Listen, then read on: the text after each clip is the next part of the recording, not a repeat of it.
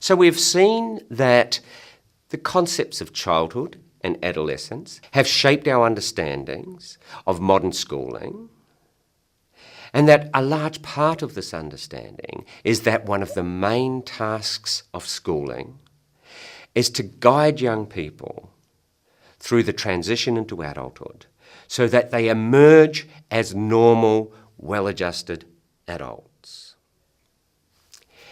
How do they shape students into this normal adult? Let's look at the early years. In the mid-1800s, concerns were expressed, similar to today, that young people were both vulnerable to exploitation, but also running wild and delinquent. And if nothing was done to arrest this trend, then society would slide into moral decline. This needs to be seen in the wider context of the problem of social order that we looked at earlier in Module 1. The new, fast-growing industrial cities were indeed bordering on chaos.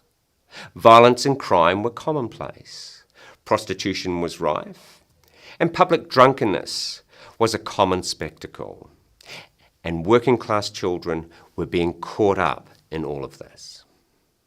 The mass compulsory school system that started to emerge in the 1860s and 1870s was directed primarily at working-class children.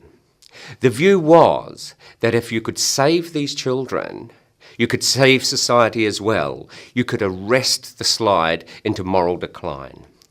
These children's parents were generally viewed as being beyond redemption, although the early factories were also considered to be institutions of moral reform.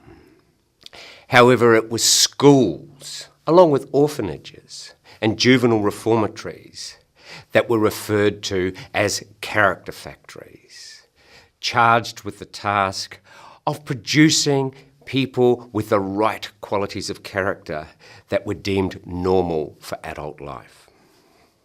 More specifically, these character factories were tasked with producing the schooled child, one who was obedient, who had a good work ethic, and who identified with the virtues of temperance and chastity. For these were the qualities of character that were deemed desirable for the normal adult worker citizen of that time.